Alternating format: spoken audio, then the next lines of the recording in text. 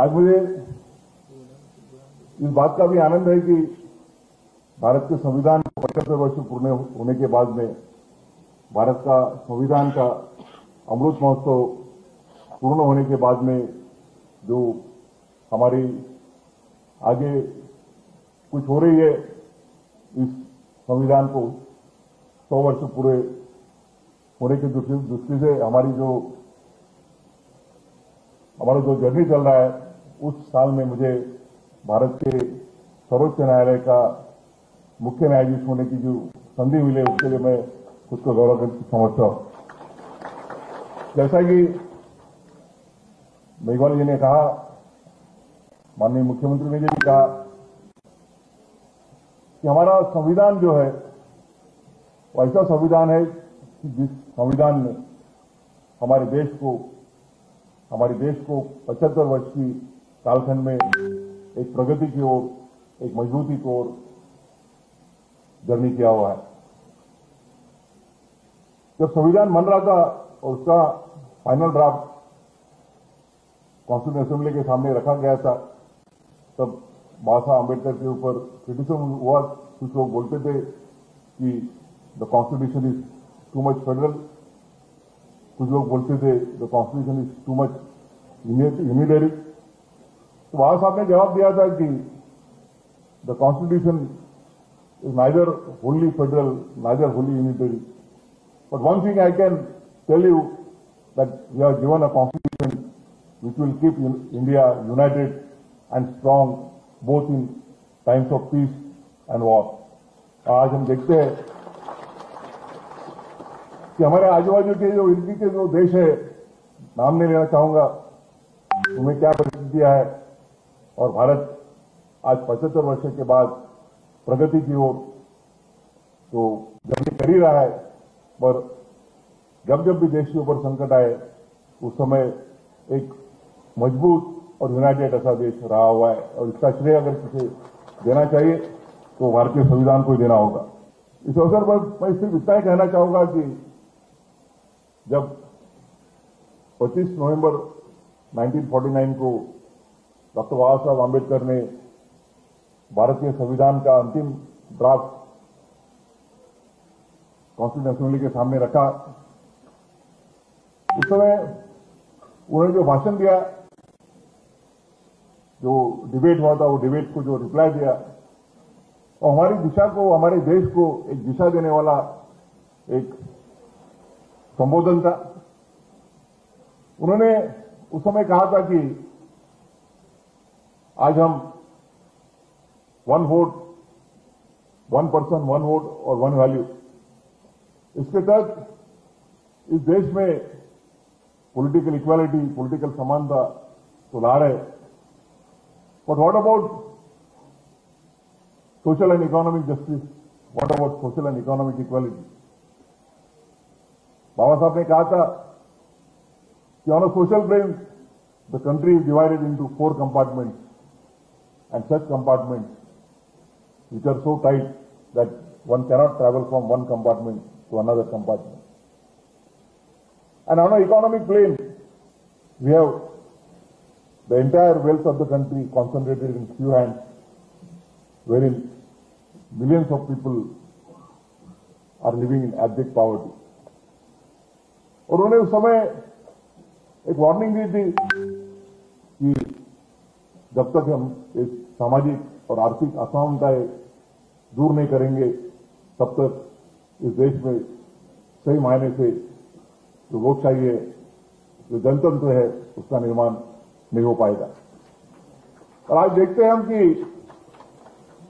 जो हमारा 75 साल का जर्नी रहा, 75 ईयर्स का जर्नी, उसमें हमारी विधिपालिका रहे, जो भारत का पार्लियामेंट है, जो राज्य के विधानसभा है, विधान परिषद है, जो कार्यपालिका है जिसका नेतृत्व हमारे मुख्यमंत्री जी कर रहे हैं, या जो न्यायपालिका है, उन्होंने भारत में राष्ट्रीय समानता के साथ सामाजिक और आर्थिक समानता लाने के लिए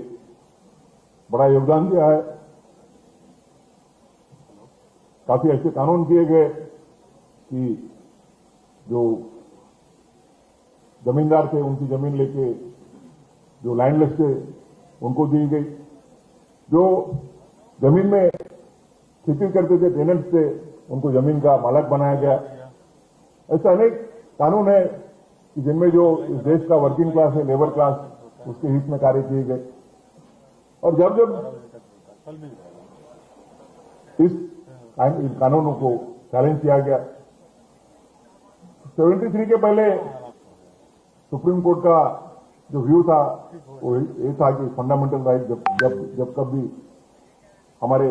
मौलिक अधिकार है, फंडामेंटल राइट और डायरेक्टिव प्रिंसिपल्स है,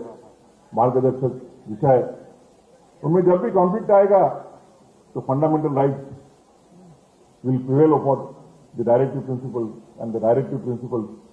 will have to give away the fundamental rights. और हम देखते हैं कि 1973 में जब केशवानंद भारती का 13 जजेस का जजमेंट आया, तो बेसिकली जाना जाता है कि basic structure doctrine, amending powers of the constitution, 6 जजेस ने व्यू लिया कि amending powers of the parliament to amend the constitution are unlimited. दूसरे 6 जजेस ने व्यू लिया कि the amending powers of the constitution are limited and restricted. परंतु जो 13वें जज थे जस्टिस एच आर खन्ना, उन्होंने व्यू लिया कि parliament has a power to amend the constitution, and for that it can also amend the fundamental rights, but it does not have power to amend the basic structure of the constitution.